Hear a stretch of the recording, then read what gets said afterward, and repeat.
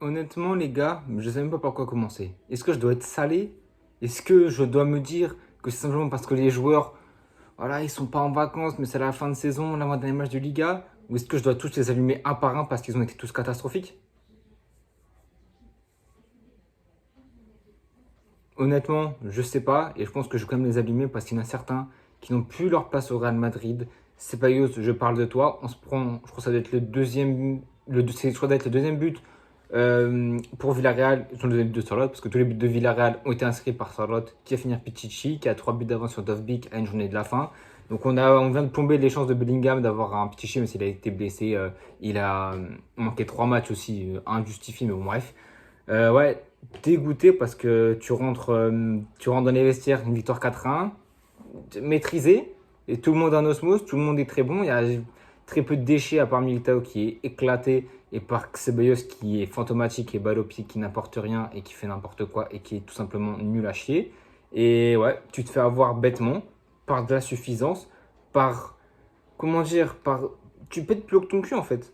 T'es, t'es le Real Madrid, tu mènes 4-1 contre une équipe qui avait des choses à jouer parce qu'ils sont encore en lice pour, même si c'est compliqué pour les places européennes, ils sont encore en lice et ils avaient des choses à jouer. Donc ils avaient des choses à montrer. Et à 4-1, non, c'est pas normal de prendre 4-1 de leur part.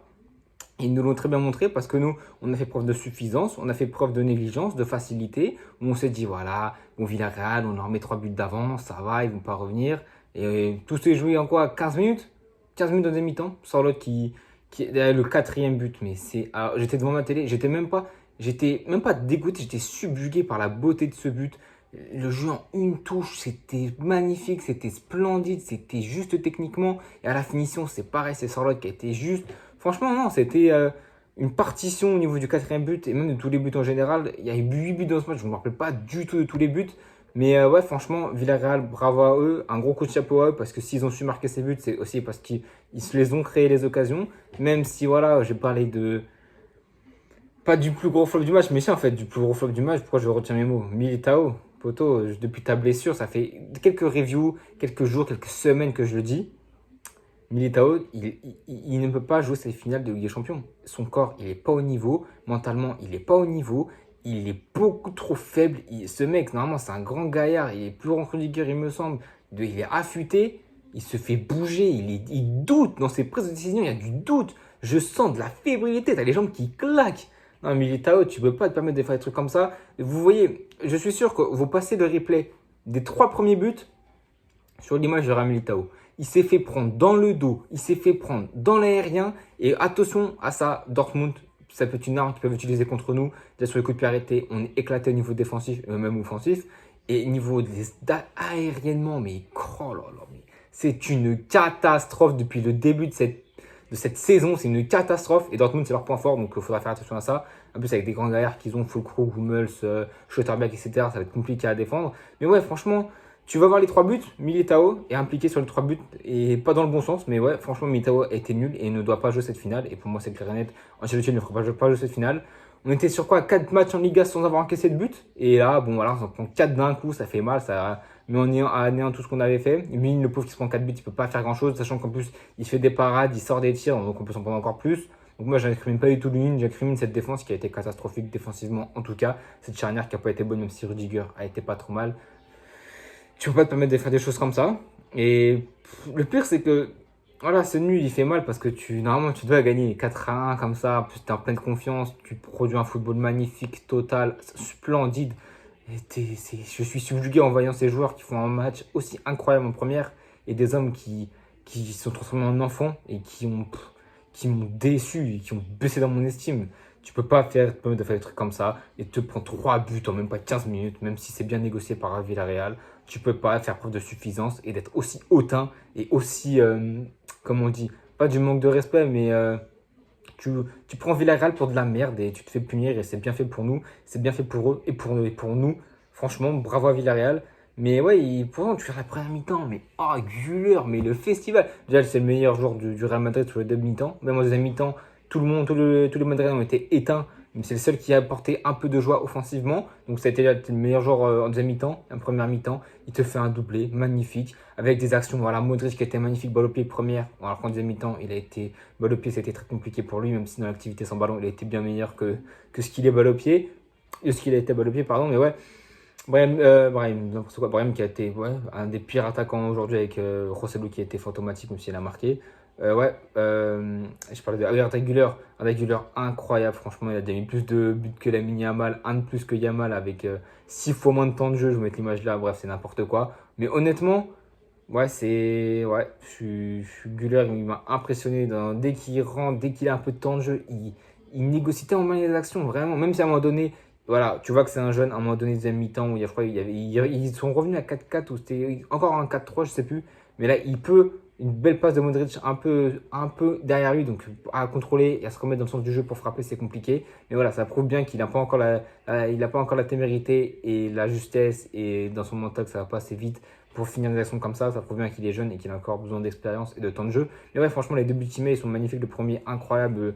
C'est la passe de Modric, déviation de Brahim, incroyable la passe de Brahim, la déviation pour Arda qui termine ça magnifiquement bien, contrôle pour mettre dans le sens du jeu et que la termine pied gauche sur le côté gauche du gardien, magnifique, rien à dire. Et le deuxième but qui était le troisième but pour le Real Madrid, but incroyable encore, une passe magnifique de Vasquez, l'appel de Güler était incroyable et Güler qui prend le temps et qui finit bien pied gauche, qui passe entre Eric Bailly et le gardien, franchement magnifique, Güler qui a été énorme ce soir.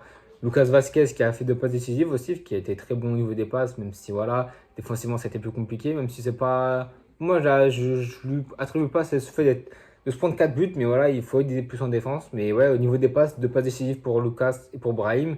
Mais sinon, voilà, Rosselló, pareil, qui met son petit but. Et pourtant, tu vois, quand tu vois Rosselló claquer son petit but, une belle tête, un sang déposé de Lucas Vasquez, tu te dis, mais qu'est-ce qui peut nous arriver? Le football qu'on produit est magnifique et splendide, et on est intouchable, on est invincible, imbattable. Et c'est pas pour rien qu'on est là. Je vais vous mettre l'image que je savais déjà avant le match si on n'allait pas perdre. Mais on est en train de faire la série de victoires. Avec ce match, on est passé l'équipe qui a fait le plus de séries d'invincibilité. On a 31 matchs sans défaite, il me semble. Donc allons chercher le 32e contre le Betis Séville. Mais ouais, on n'est pas passé loin de la correctionnelle et de la remontada. Parce que franchement, on se prend le 5e but, c'est une remontada. Clairement, il n'y a pas de truc à se dire, il n'y a pas de blabla à se faire. Mais ouais, c'est doublé d'Arda, but de Rosselló. Et le quatrième but, je m'en rappelle. Le quatrième but, je me rappelle même pas de c'est qui le met. Hein. C'est affolant, hein. Je me rappelle même pas. Je sais plus qui c'est qui met le but. Mais en tout cas, voilà. Tout ce que je sais, c'est qu'on a fait preuve de suffisance. On a fait preuve on n'était pas modeste en fait. On a pris Villarreal pour de la merde et ils se sont réveillés. Marcelino a fait les changements au bon moment. Il a très bien changé. Et franchement, Vincent Traoré a apporté dans son côté droit, etc.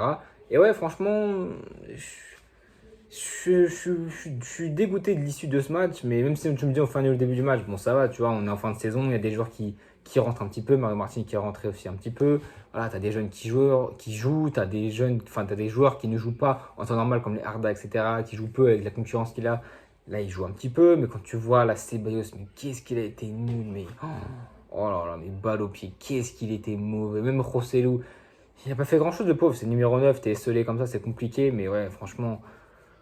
C'est compliqué, hein. Vivement qu'il parte l'année prochaine, et l'Atlético Madrid ou par où tu veux, je m'en fous complètement, mais ouais, franchement, c'est pas bon. Hein. Ceballos, il a pas été bon. L'année dernière, ses entrées apportaient toujours offensivement. Il apportait toujours un petit truc, mais là, il s'est éteint cette saison, et franchement, il n'a pas été bon. Je me rappelais, Lucas Vasquez qui avait marqué le but, je crois que c'est voilà, c'est le jeu de passe avec Modric.